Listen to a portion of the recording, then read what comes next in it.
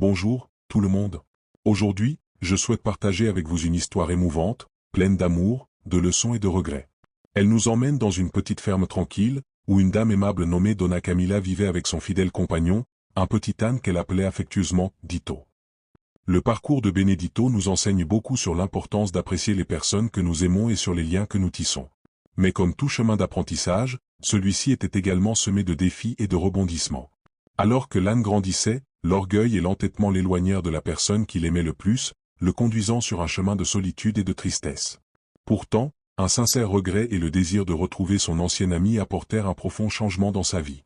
Dans une petite ville, entourée d'arbres luxuriants et de fleurs colorées, vivait une dame charmante connue de tous. Son nom était Camilla, et elle était la fière propriétaire d'une ferme accueillante, où l'amour et le dévouement jaillissaient de tous les coins. Camilla avait une réputation remarquable dans la communauté, surtout en raison de son affection et de sa patience envers les animaux qui résidaient sur sa propriété. Parmi tous ses amis à fourrure, un se distinguait particulièrement, un petit âne nommé Benedito. Avec beaucoup d'affection, elle l'appelait Dito. Benedito était arrivé très jeune à la ferme, une petite créature fragile qui avait rapidement conquis le cœur de Camilla. Depuis lors, elle s'occupait de lui avec le même soin que l'on accorde à un enfant bien-aimé. Camilla veillait à ce que Dito reçoive les meilleurs repas, toujours préparés avec des ingrédients frais et sains. Elle brossait son pelage avec tant d'amour qu'il brillait au soleil, reflétant toute l'affection qu'il recevait. La nuit, alors que Dito s'installait dans son étable, Camilla chantait souvent de douces berceuses pour l'aider à s'endormir paisiblement, bercée par sa voix. La relation entre Camilla et Benedito était un véritable exemple d'amitié et de dévouement, montrant que l'amour entre les humains et les animaux peut être profondément enrichissant et transformateur. Au fil des ans, Benedito grandit pour devenir un âne fort et vigoureux qui impressionnait tous par son apparence. Mais tandis que sa force augmentait, son ego grandissait également. Le petit âne commença à devenir vaniteux et entêté, persuadé d'être la créature la plus importante de la ferme. Ce nouveau comportement fit qu'il n'obéissait plus à Donna Camilla comme avant et se retrouvait souvent mêlé à des frasques qui inquiétaient la douce dame. Un jour, alors que Donna Camilla était occupée à d'autres tâches, Benedito vit une occasion et décida d'agir. D'un coup de museau énergique, il ouvrit la porte de l'étable et s'échappa à toute vitesse. Il courut à travers les vastes champs, sautant joyeusement et hennissant, se sentant absolument libre et détaché. Le vent caressait son pelage, et cette sensation de liberté le faisait paraître invincible. Mais cette insouciance ne dura pas longtemps. Donna Camilla, avec son pas lent mais déterminé, remarqua bientôt l'absence de Benedito. Elle savait qu'elle devait agir rapidement. Son cœur était lourd, mais sa détermination était inébranlable. Camilla commença à fouiller le champ, appelant le nom de son bien-aimé âne, résolue à le ramener en sécurité chez lui. Elle savait que Benedito, malgré ses frasques, avait besoin d'amour et de guidance, comme tout être qui s'écarte du droit chemin. Donna Camilla finit par trouver Benedito dans le jardin du voisin, où il se régalait de fleurs éclatantes. En le voyant, elle ne put s'empêcher de pousser un soupir et dit avec un mélange de douceur et de fermeté, « Benedito, que fais-tu ici? Ce n'est pas bien de causer tant de problèmes. Il est temps de rentrer à l'étable. » Malgré sa voix douce, il y avait un ton d'autorité dans ses mots qui ne passa pas inaperçu. Avec patience et affection, elle commença à le ramener chez eux, et sur ce chemin, elle essaya de lui enseigner une précieuse leçon sur le respect et la responsabilité. Elle savait que Benedito devait comprendre que ses actions avaient des conséquences et qu'il avait des obligations envers elle et les autres animaux en tant que membre de la ferme. Mais cette situation était nouvelle pour le petit âne. Il n'avait jamais vécu quelque chose de semblable et se sentit profondément blessé dans son orgueil. Tout au long de sa vie, on l'avait toujours appelé affectueusement Dito, un surnom qu'il appréciait mais qui, en cet instant, lui semblait un rappel de son enfance. Pour lui, entendre son vrai nom, Benedito, c'était accepter qu'il avait grandi et qu'il devait assumer des responsabilités. Alors qu'il retournait, Benedito réfléchit à tout ce qui s'était passé. Il comprit que sa relation avec Donna Camilla était fondée sur l'amour, mais aussi sur le respect mutuel. Cette expérience lui fit réaliser que, bien qu'il soit un âne fort, il avait encore beaucoup à apprendre sur la vie et sa place à la ferme. Ainsi, tout en marchant, avec la douce brise caressant son pelage, il commença à réfléchir à la façon dont il pourrait devenir un meilleur ami et compagnon pour Donna Camilla. Avec un hennissement sonore et un coup de pied énergique de ses postérieurs, Benedito prit une décision impulsive, il ne voulait pas rentrer chez lui. Rempli de ressentiment, il emprunta le chemin qui menait hors de la ferme, laissant derrière lui la vieille dame qu'il avait toujours aimée, incapable de faire quoi que ce soit pour l'arrêter. Ainsi commença le voyage de l'âne désobéissant, un chemin qui, sans qu'il le sache, le conduirait à une importante leçon de vie. Le soleil commença à disparaître derrière les montagnes, projetant de longues ombres sur le pays, lorsque Benedito, l'âne têtu, réalisa que la faim commençait à lui tirailler l'estomac. Il avait erré toute la journée sans but clair, jouissant d'une liberté qui lui semblait désormais amère et solitaire. Sa confiance de trouver quelque chose à manger s'estompait à mesure que la lumière du jour s'évanouissait. En continuant, il prit conscience que l'immensité du champ, qui lui avait semblé si accueillante auparavant, apparaissait désormais comme désolée.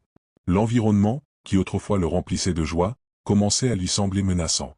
Chaque bruit semblait se répercuter dans le silence de l'après-midi, et Benedito ressentit une pression dans son cœur en réalisant que la liberté à laquelle il aspirait tant était accompagnée de solitude et d'incertitude. Se remémorant l'affection de Donna Camilla, il hésita un instant. Cette vieille dame l'avait toujours soigné avec tant d'amour et de patience, donnant le meilleur d'elle-même. Maintenant, loin de chez lui, il se demanda si ces frasques valaient vraiment la peine. Pourtant, décidé à ne pas faire marche arrière, Benedito poursuivit son chemin, même lorsque son estomac grognait et qu'il essayait d'ignorer le désir qui montait en lui. Sans savoir que ce voyage lui enseignerait bientôt les véritables conséquences de ses actes, Benedito avançait, déterminé à explorer l'inconnu, même si cela signifiait faire face à la dure réalité de la vie en dehors de la sécurité de la ferme. N'hésitez pas si vous avez besoin d'autres modifications ou d'une aide supplémentaire. Sans difficulté, comme il le faisait toujours à la ferme de Donna Camilla, Benedito s'approcha d'une nouvelle ferme, loin de chez lui. Cette nouvelle ferme était vaste et pleine de mouvements, où des animaux de toutes sortes se pressaient, et un agriculteur strict surveillait tout d'une main de fer. Habitué à l'affection et aux soins que lui offrait Donna Camilla, Benedito comprit rapidement que la vie à cet endroit serait très différente et beaucoup plus difficile. L'agriculteur, avec son regard sévère et son attitude rigide, n'avait aucune patience pour les frasques de l'âne. Il attendait un travail acharné et de la discipline de tous les animaux sous son commandement. Dès le premier jour, Benedito se retrouva confronté à un quotidien épuisant, rempli de tâches nécessitant effort et engagement. Il n'y avait pas de place pour les jeux ou la détente. Chaque minute était utilisée pour s'assurer que tout fonctionnait comme une machine bien huilée. Benedito essaya de s'adapter à cette nouvelle réalité, mais le désir de son ancienne vie commença à grandir en lui, telle une ombre persistante. Il se rappelait des jours paisibles à la ferme de Donna Camilla, où il pouvait courir librement à travers les champs, recevoir de l'affection et écouter des berceuses au crépuscule. Le contraste entre ses souvenirs et sa nouvelle routine était palpable et parfois douloureux. Au fur et à mesure que les heures passaient sous le regard sévère de l'agriculteur, Benedito sentait son esprit s'éteindre lentement. Ce qui était autrefois une vie pleine d'amour et d'attention semblait maintenant remplacé par un régime strict et impersonnel. Avec le passage des jours, il se demandait sans cesse s'il avait fait le bon choix en quittant la sécurité et l'affection de la ferme de Donna Camilla. Chaque fois qu'il regardait au loin, son esprit se remplissait de souvenirs qui lui donnaient envie de rentrer chez lui, où il était apprécié et aimé. Ce combat intérieur commença à façonner sa compréhension de ce que signifiait réellement être libre. Benedito ressentait un désir croissant pour les carottes fraîches que Donna Camilla lui offrait toujours, pour les berceuses qui l'apaisaient au moment de s'endormir, et même pour la douce patience de la vieille dame.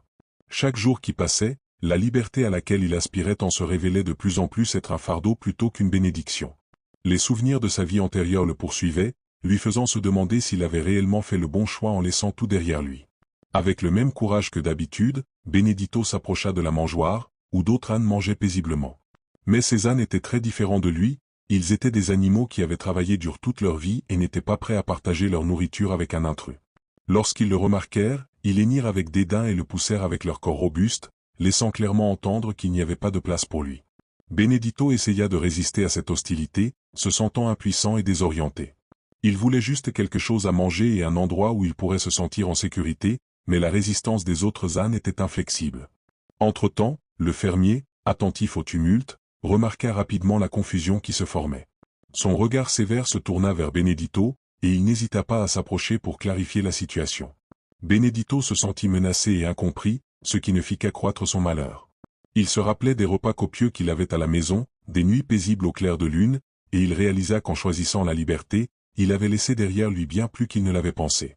Dans cette nouvelle réalité, tout semblait se liguer contre lui, et la sensation d'être seul dans un endroit hostile devenait une ombre sur son cœur. D'une voix autoritaire, le fermier appela Benedito, brandissant son bâton, « Si tu veux manger, tu dois travailler. » Et ainsi, l'âne se trouva contraint d'accomplir les travaux les plus durs à la ferme. De l'aube au crépuscule, il transporta de lourds sacs de grains, tira des charrues sur le sol dur et transporta de l'eau du puits, sous le regard vigilant et exigeant de l'agriculteur. Les jours s'éternisaient, et alors que le soleil se couchait, Benedito sentait ses jambes douloureuses et son dos couvert de contusions. Le poids de la responsabilité qu'il portait maintenant était écrasant. Pour couronner le tout, ses repas se résumaient à de maigres restes, bien loin de la générosité dont il jouissait autrefois chez Donna Camilla. À chaque bouchée qu'il prenait, il se souvenait des délicieuses carottes et de l'affection qui entourait chaque repas de sa vie antérieure. Lorsque la nuit tomba enfin, Benedito se trouva seul dans un coin sombre de l'étable, loin du confort de la couverture chaude et de la douce mangeoire qu'il aimait tant dans son ancien foyer. Le froid de la nuit l'enveloppait, et la solitude semblait s'infiltrer dans son cœur. Il se blottit dans un coin, essayant de se protéger du vent glacial qui soufflait à travers les fentes. Les souvenirs de sa vie passée ressurgirent, comme des échos d'un temps où il était aimé et apprécié. Maintenant, la réalité de sa nouvelle vie semblait devenir de plus en plus pesante. La liberté pour laquelle il avait tant lutté se révélait être une illusion, et le désir de Donna Camilla le consumait, laissant en lui un vide que rien ne semblait pouvoir remplir. Il se demanda s'il pourrait un jour retourner à l'endroit où il se sentait vraiment chez lui, entouré d'amour et d'attention. Le voyage de Benedito venait à peine de commencer, mais il n'était pas sûr de jusqu'où il pourrait aller avant de retrouver le réconfort qu'il avait perdu. Des larmes chaudes coulaient sur le visage de Benedito, tandis qu'il se perdait dans les souvenirs de Donna Camilla et de la vie qu'il avait laissée derrière lui. Les jours à la nouvelle ferme étaient intensément difficiles et pleins de solitude. Le petit âne, qui se sentait auparavant supérieur et vaniteux, faisait maintenant face à la dure réalité d'un travail acharné et d'un manque d'affection. Chaque nouveau matin, le désir de Camilla devenait pressant, telle une ombre qui l'accompagnait à chaque tâche. À la ferme, l'environnement était hostile. L'agriculteur sévère ne montrait aucune patience pour les faiblesses de Benedito. Il exigeait toujours plus de travail, sans se soucier de l'épuisement accumulé de l'âne. Ce qui était autrefois des hennissements de joie et de satisfaction se transforma maintenant en gémissements d'épuisement et de tristesse. Benedito se trouva piégé dans un cycle de tâches sans fin, ce qui ne fit qu'accentuer son sentiment d'impuissance. Chaque fois qu'il regardait au loin, les souvenirs de Donna Camilla l'entouraient, lui ramenant la douceur de ses soins, la chaleur de ses mots et la sécurité qu'il ressentait à ses côtés. Le contraste avec sa vie actuelle était dévastateur. Le manque d'affection et d'attention alourdissait son cœur, et la solitude devenait insupportable. N'hésitez pas si vous avez besoin d'autres ajustements ou d'une aide supplémentaire. Bien que sa fierté ait été blessée et que son esprit ait crié de retourner au confort de la maison, quelque chose en lui résistait. Il se sentait pris entre l'entêtement de ne pas vouloir revenir et la réalité que sa liberté n'était peut-être pas aussi désirable. Ainsi, Benedito continua à travailler, se sentant de plus en plus perdu et éloigné de lui-même, luttant contre une fierté qui l'empêchait de rechercher l'amour et la sécurité dont il avait tant besoin. Et bien qu'une voix intérieure le poussât à reconnaître ses erreurs, Benedito répétait obstinément « Je n'ai besoin de personne. Je ne reviendrai pas ». Pourtant, au fond de lui, il savait qu'il manquait à Donna Camilla et à l'amour qu'elle lui avait toujours donné. Les jours passaient, et la situation de Benedito semblait de plus en plus désespérée. Le fermier et les autres ânes le traitaient avec mépris, sans égard pour ses besoins ou ses sentiments. Pourtant, il refusait obstinément de laisser entrer l'idée d'un retour. Un soir éclairé par la douce lumière de la lune, Benedito s'installa dans un coin de l'étable et contempla les étoiles qui brillaient dans le ciel. À ce moment-là, une épiphanie le frappa comme un éclair. Il se mit à se rappeler les paroles aimables de Donna Camilla, sa patience infinie et l'amour inconditionnel qu'elle lui avait toujours offert. Ses souvenirs prirent vie dans son esprit, et il réalisa à quel point il avait négligé la valeur de la maison, de la sécurité et de l'affection qu'elle lui avait offerte. La prise de conscience qu'il avait laissé derrière lui non seulement une ferme, mais aussi un foyer rempli d'amour et de chaleur commença à peser sur son cœur. Benedito ressentit un mélange de nostalgie et de regret, comme s'il se réveillait enfin à une réalité qu'il avait ignorée. Il comprit que la véritable liberté ne consistait pas seulement à fuir ses obligations, mais à trouver un endroit où l'on est aimé et apprécié. Les larmes aux yeux, il réfléchit à la vie qu'il aurait pu avoir s'il avait seulement reconnu l'importance de Donna Camilla dans sa vie. L'âne commença à se demander s'il était encore temps de revenir, de se réconcilier et de chercher le pardon qu'il désirait. Donna Camilla, jour après jour, avec un cœur lourd et angoissé, errait dans les rues et les villages voisins, demandant à chaque passant et à chaque fermier qu'elle rencontrait s'ils avaient vu son bien-aimé Benedito. « S'il vous plaît, si quelqu'un trouve mon âne, dites-lui que je l'attends à bras ouverts », suppliait-elle d'une voix tremblante et pleine d'émotion, tout en montrant une vieille photo de lui, où son sourire brillait de mille feux. Les habitants de la ville, touchés par la dévotion et l'amour sincère de Camilla, lui offraient des mots de réconfort, mais hélas, personne n'avait de nouvelles de son âne. La détermination de Donna Camilla à ramener son compagnon était inébranlable. Elle ne se laissait pas abattre par la tristesse. Au contraire, chaque jour sans lui ne faisait qu'accroître sa volonté de le retrouver. Elle avançait d'un pas résolu, parlant à des étrangers, s'arrêtant sur les marchés et les foires, toujours prête à partager l'histoire de Benedito. Avec chaque nouveau visage qu'elle rencontrait, son espoir se renouvelait, et même si la fatigue pesait sur ses jambes, l'amour pour son âne la poussait à continuer. Camilla croyait que Benedito pensait à elle quelque part, tout comme elle pensait à lui. Le soir, quand elle rentrait chez elle, elle regardait le ciel étoilé et espérait que les étoiles porteraient ses messages d'amour jusqu'à lui. Avec un cœur rempli de nostalgie, Donna Camilla n'abandonnait pas.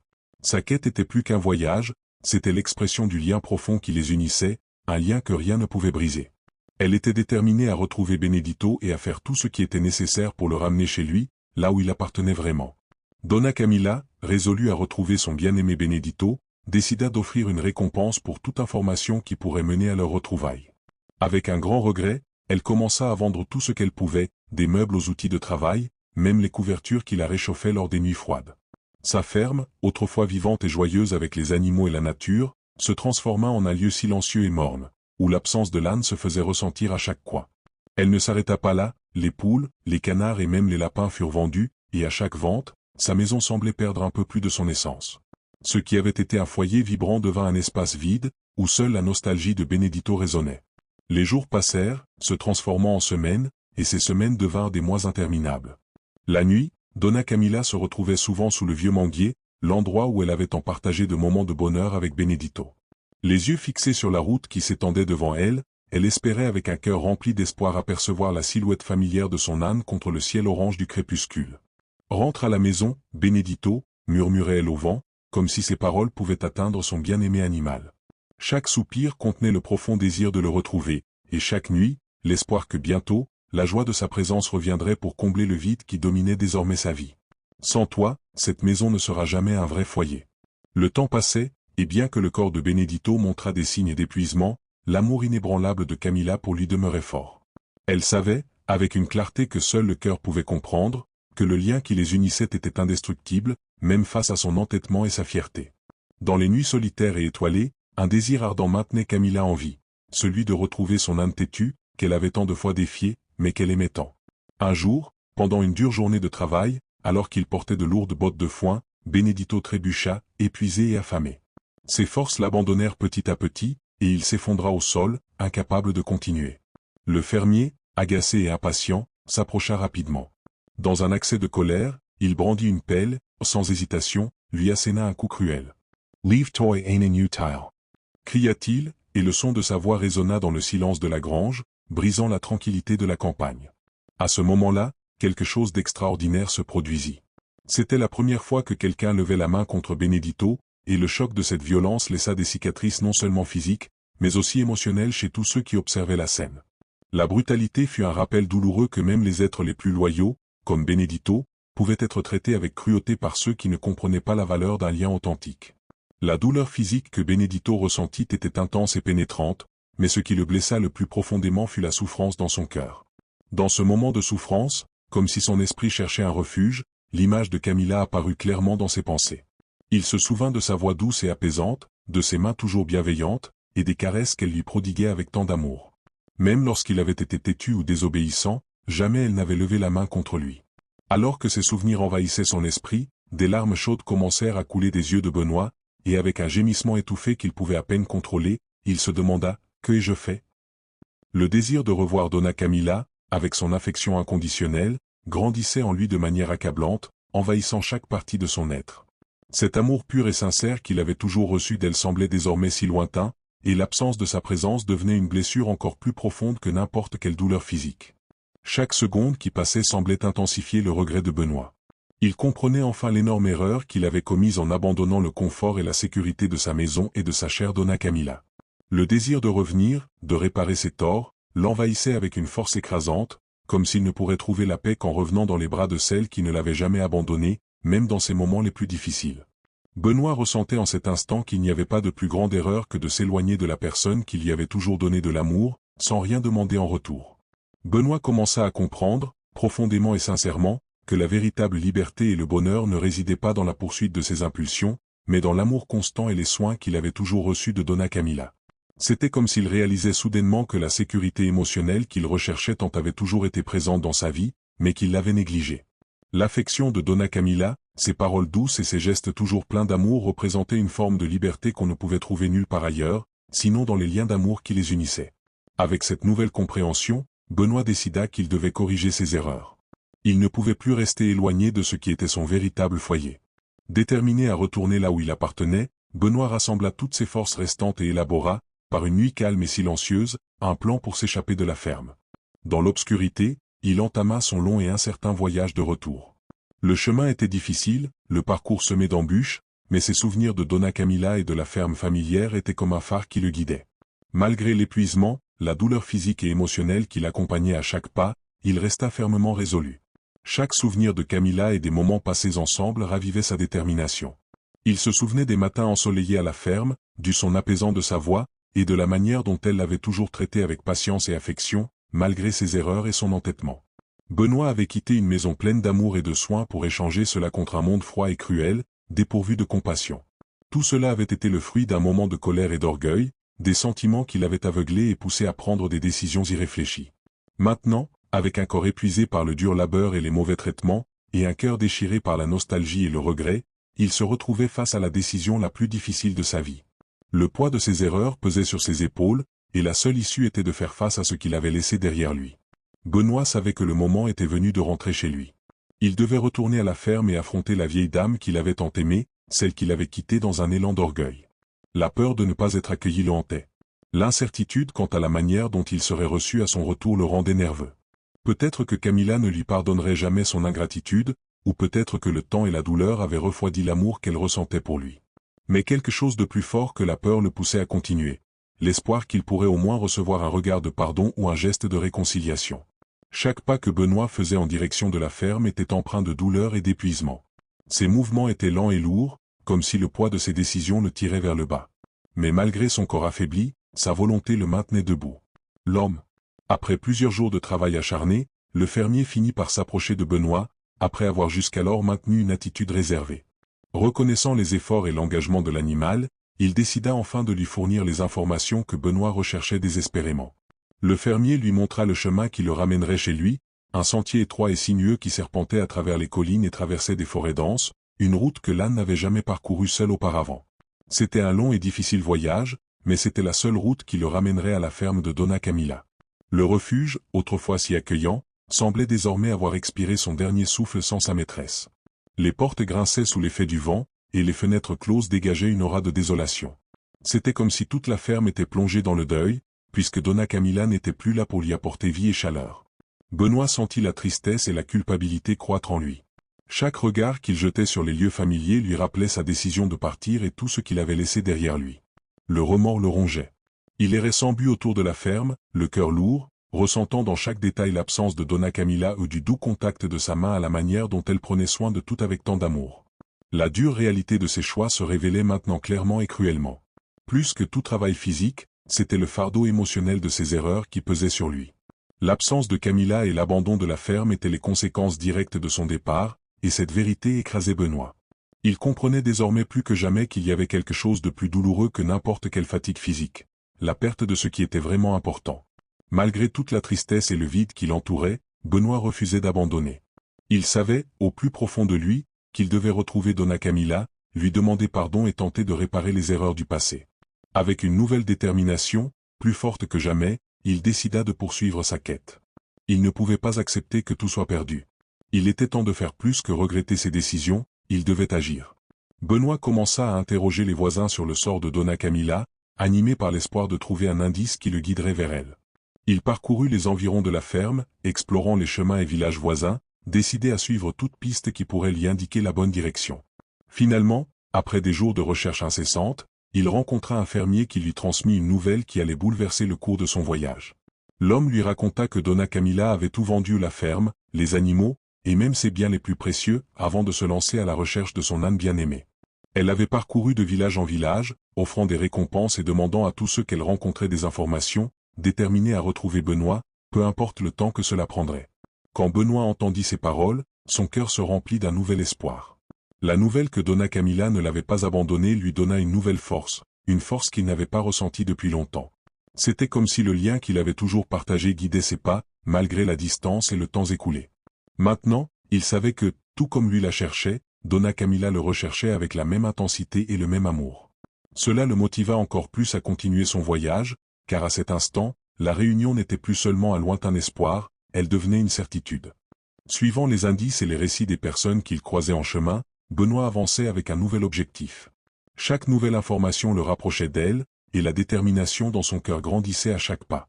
Il savait que, quels que soient les obstacles qui se dressaient devant lui, l'amour véritable qu'il partageait, lui et Donna Camila, était assez fort pour surmonter toutes les barrières. La recherche de sa maîtresse n'était pas seulement un retour chez lui. C'était une quête de rédemption, de pardon, et de la profonde connexion que seul l'amour peut créer. Benoît comprenait maintenant que retrouver Donna Camila n'était plus une simple espérance lointaine, mais une certitude. Le prix élevé de son désobéissance pesait sur lui. Le silence de la ferme, désormais vide et imprégné de souvenirs, résonnait comme les échos de temps révolus. Chaque recoin du lieu faisait surgir des images de moments passés, des fantômes qui l'entouraient et rendaient son sentiment de culpabilité encore plus lourd. Désespéré, Benoît continuait à chercher un signe de Donna Camila, quelque chose qui lui donnerait de l'espoir. Alors qu'il errait dans la ferme, son regard tomba sur un coin oublié du jardin, un endroit qu'il n'avait jamais remarqué auparavant. Là, caché parmi des plantes envahissantes et des fleurs sauvages, se trouvait une petite tombe, marquée d'une simple croix en bois. Les fleurs autour semblaient avoir poussé naturellement, comme si la terre et la nature elle-même rendaient un hommage silencieux à ce lieu sacré. Benoît s'arrêta un instant, figé par la vue, le cœur battant plus vite sous l'effet d'un mélange de peur et d'espoir. D'un pas tremblant, le corps envahi par l'appréhension, il s'approcha lentement de la tombe. Le sol sous ses sabots semblait plus lourd, comme si chaque pas l'entraînait plus profondément dans une réalité à laquelle il redoutait de faire face. Lorsqu'il se retrouva enfin devant la petite croix en bois, ses yeux se posèrent sur le nom gravé grossièrement et simplement, Donna Camila. En dessous, une tendre inscription disait « Elle a aimé tout le monde ». En lisant ces mots, Benoît fut submergé par une vague d'émotions. Le poids de la réalité le frappa de plein fouet. Donna Camila, la femme qu'il avait tant aimée et attendu son retour, reposait désormais silencieusement sous la terre. Il était revenu, mais trop tard. L'amour qu'elle lui avait offert sans condition était maintenant gravé dans ce bois simple, témoin d'une vie consacrée à la compassion et aux soins. Les fleurs sauvages qui poussaient autour de la tombe semblaient murmurer dans le vent, comme pour dire que, bien qu'elle ne soit plus physiquement présente, l'amour de Donna Camila imprégnait encore l'atmosphère. C'était un amour qui ne l'avait jamais quitté, même pendant son absence, et qui se manifestait désormais dans la beauté silencieuse du jardin. Le cœur brisé, Benoît baissa la tête devant la croix. Il comprit alors qu'il avait passé sa vie à chercher quelque chose qui avait toujours été à ses côtés. Maintenant, devant cette petite tombe, il comprenait enfin l'étendue de sa perte. Les larmes recommencèrent à couler, mais cette fois, elles étaient accompagnées d'une acceptation profonde. L'amour de Donna Camila était plus grand que le temps, la distance ou même la mort. Et bien qu'il ne puisse pas revenir en arrière et effacer ses erreurs, il savait que cet amour resterait à jamais avec lui, dans chaque fleur qui s'épanouissait et dans chaque souffle de vent qui traversait le jardin. À cet instant, le monde de Benedito s'effondrait définitivement. Le poids du chagrin l'accablait tant qu'il s'agenouilla devant la tombe de Donna Camila, et les larmes qu'il avait auparavant contenues commencèrent à couler de ses grands yeux tristes. La tristesse et le remords le submergèrent, et il lui était impossible de réprimer la douleur. « Pardonnez-moi, chère dame » murmura-t-il d'une voix brisée. « Mon orgueil m'a rendu aveugle, et ma désobéissance nous a séparés pour toujours. » La gravité de ces mots semblait s'intensifier à chaque seconde, et Benedito continua de pleurer, sachant pertinemment qu'aucune larme, si intense soit-elle, ne pourrait jamais ramener sa bien-aimée maîtresse. Il pleura jusqu'à ce qu'il ne reste plus de larmes, jusqu'à ce que le chagrin soit remplacé par un profond épuisement, non seulement physique, mais aussi émotionnel. À cet instant, la réalité était écrasante. Donna Camila était partie, et il ne pouvait plus changer le passé. Au fur et à mesure que le temps passait, la lune s'élevait lentement dans le ciel, baignant la cour abandonnée d'une douce lumière argentée, presque magique, comme si quelque chose de surnaturel était présent. Cette lumière avait une brillance particulière, quelque chose que Benedito n'avait jamais vu auparavant. Toute la nuit, il resta près de la tombe de Donna Camila, incapable de s'en éloigner, comme si sa présence là-bas était une dernière démonstration d'amour et de respect. Avec chaque instant passé à côté de la tombe, il se remémorait les jours de joie, les petites attentions et l'amour inconditionnel que Donna Camila lui avait toujours témoigné. Il se rappelait les matins paisibles où elle lui parlait tout en s'occupant de la cour, les douces caresses qui calmaient son esprit agité, et comment elle l'avait toujours traité avec sincérité, même lorsqu'il était têtu. Maintenant, il ne lui restait que ses souvenirs, précieux et douloureux à la fois. À chaque respiration, Benedito ressentait la présence de Donna Camila à ses côtés, comme si son esprit n'était jamais vraiment parti. Même en son absence physique, il pouvait sentir son amour flotter au-dessus de lui, tel un manteau de paix. Et en ce moment, avec un cœur brisé par la douleur et le remords, Benedito fit une promesse silencieuse mais sincère. Il avait traversé un chemin de regret et d'apprentissage et avait finalement succombé à la tristesse. Sa tête reposait doucement sur la terre qui couvrait sa bien-aimée Donna, comme s'il cherchait, même dans ses derniers moments, du réconfort près de celle qu'il avait tant aimée et pour qui il avait tant souffert. Ce n'était pas l'épuisement physique ou l'âge qui l'avait abattu, mais le poids du désir, de la culpabilité et de la profonde tristesse qui avait dévoré son cœur. La nouvelle de la mort de Benedito se répandit rapidement dans la ville et parvint aux oreilles de tous. La cour, qui avait autrefois été pleine de vie, entretenue par Donna Camilla et son fidèle compagnon, était devenue un lieu de souvenirs et de chagrin. Les habitants de la ville, qui connaissaient l'histoire de l'âne têtu et de la dame bienveillante, furent émus d'apprendre sa fin. Il y avait quelque chose de profondément touchant dans la façon dont Benedito, bien qu'étant seulement un âne, avait compris et ressenti la valeur de l'amour et du dévouement. Au fil des jours, les voisins, touchés par l'émotion et l'affection pour Donna Camilla, décidèrent d'entretenir la cour en hommage à leur histoire. Ils labourèrent le sol, plantèrent de nouvelles fleurs autour de la tombe et créèrent un petit sanctuaire d'amour et de regret. L'endroit devint un symbole du lien indéfectible entre Benedito et Donna Camilla, une preuve vivante que l'amour transcende même les limites de la mort. La cour, maintenant silencieuse, n'était plus seulement un espace physique, mais un monument à la loyauté et à la leçon que la vie de Benedito avait laissée. L'histoire de Benedito au l'âne qui avait autrefois été têtu et désobéissant, fut souvent racontée dans la ville. Le récit se partageait entre amis, voisins, et même voyageurs traversant la région. Les enfants grandirent avec l'histoire de l'âne qui, au final, avait appris la leçon la plus difficile de toutes, que l'orgueil et la désobéissance peuvent nous mener sur des chemins de solitude et de tristesse. Benedito avait vécu la liberté, mais avait découvert de la manière la plus douloureuse que le véritable foyer se trouve là où il y a amour et soin, et non dans l'égoïsme de suivre ses propres désirs. Chaque printemps, les fleurs autour de la tombe s'épanouissaient dans des couleurs vives, comme si la nature elle-même était là pour honorer ce lien particulier. Le sanctuaire créé par les voisins était soigneusement entretenu, et beaucoup de ceux qui le visitaient ressentaient la puissance de l'histoire de Benedito et Donna Camilla, emportant avec eux le souvenir que l'amour, si simple qu'il puisse paraître, est la véritable force qui nous unit et nous maintient en paix. Ainsi, l'histoire de Benedito devint une leçon durable.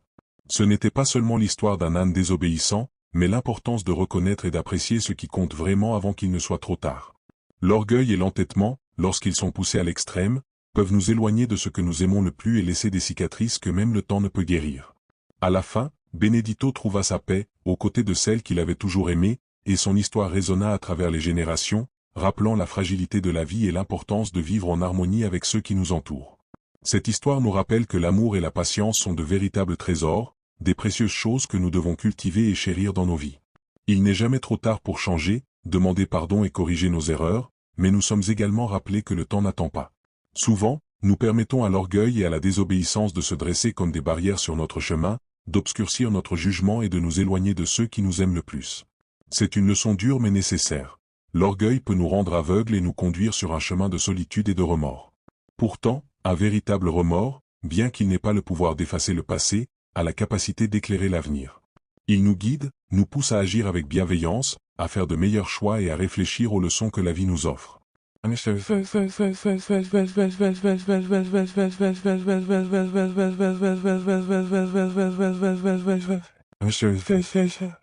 N'hésite pas à me faire savoir si tu as besoin de modifications supplémentaires. Chaque erreur, chaque échec peut se transformer en une occasion de croissance si nous sommes prêts à reconnaître avec humilité ce que nous avons fait et ce que nous pouvons encore faire. C'est la beauté du changement, l'aveu de nos erreurs ne nous affaiblit pas, au contraire, il nous donne la chance de devenir meilleurs. Le souvenir de ceux que nous avons perdus, tout comme les sentiments d'amour qui l'ont éveillé en nous, doivent toujours rester vivants. Ils doivent servir de flamme éternelle éclairant notre chemin et nous aidant à avancer avec sagesse et empathie. Lorsque nous nous rappelons le dévouement de Donna Camilla et l'amour inconditionnel qu'elle avait pour Benedito, nous sommes invités à réfléchir à la signification des relations fondées sur l'affection, la compréhension et la patience. Tout comme elle n'a jamais abandonné son compagnon, même dans les moments les plus difficiles, nous devons aussi apprendre à cultiver la persévérance dans l'amour et à donner le meilleur de nous-mêmes à ceux qui nous entourent. Que cette histoire soit plus qu'un souvenir de regret, qu'elle soit un phare qui nous guide vers la compréhension et le pardon. L'héritage de Donna Camilla et de Benedito nous enseigne que la vie est courte et que nous devons agir avec soin et compassion avant qu'il ne soit trop tard. Que leurs souvenirs continuent de nous inspirer et nous rappellent que, peu importe le nombre d'erreurs que nous commettons, il y a toujours de la place pour la rédemption tant que nous sommes sincèrement disposés à changer et à nous améliorer. Le véritable amour, patient et généreux, est une force transformative qui peut même guérir les blessures les plus profondes et transformer les âmes les plus perdues. Que cette flamme d'amour continue de brûler, d'éclairer nos cœurs et nos choix, et de nous rappeler toujours qu'à la fin, les connexions que nous établissons et les liens que nous entretenons sur notre chemin sont ce qui compte le plus. Les voisins réalisèrent rapidement l'importance de préserver l'héritage de Donna Camilla. Ce n'était pas seulement l'histoire d'une femme et de son âne, mais une puissante leçon sur les émotions humaines, sur l'amour, le remords et la transformation. Bien que Benedito fût déjà parti, son parcours de vie laissa un exemple profond, une empreinte indélébile qui inspira tous ceux qui entendirent son histoire. Son chemin, marqué par l'orgueil et la désobéissance, se transforma en un témoignage éternel de rédemption et de changement. Benedito, dans sa simplicité, devint un symbole que nous pouvons tous nous perdre dans nos propres erreurs, mais que nous pouvons aussi nous retrouver lorsque nous cherchons le bon chemin. Son histoire n'est pas seulement racontée comme un avertissement contre les dangers de l'orgueil et de l'entêtement, mais aussi comme un hommage à l'immense pouvoir de l'amour et de la patience. L'amour inébranlable et constant de Donna Camilla et la patience qu'elle montra face au comportement erratique de Benedito illustrent la force de ces vertus dans notre vie. Les voisins, émus par ce lien entre la dame et l'âne, décidèrent que l'histoire des deux devait continuer à vivre pour les générations futures. Entretenir la cour et préserver le sanctuaire autour de la tombe de Donna Camilla était leur façon de s'assurer que ce message ne soit pas oublié. Chaque printemps, les fleurs qui poussaient autour de la tombe représentaient non seulement la beauté de la nature, mais aussi l'épanouissement d'une précieuse leçon, que le véritable amour, associé à la patience, peut surmonter tous les obstacles. La mémoire de Benedito sert de puissant rappel qu'il y a toujours du temps pour chercher la rédemption. Il nous enseigne que, peu importe le nombre d'erreurs que nous avons commises, il y a toujours la possibilité de changer, de demander pardon et de prendre un meilleur chemin. Le remords sincère ne peut pas changer ce qui a déjà été fait, mais il peut nous mener vers un avenir où nos actions sont plus compatissantes et justes. N'hésite pas à me dire si tu as besoin d'autres modifications ou ajouts.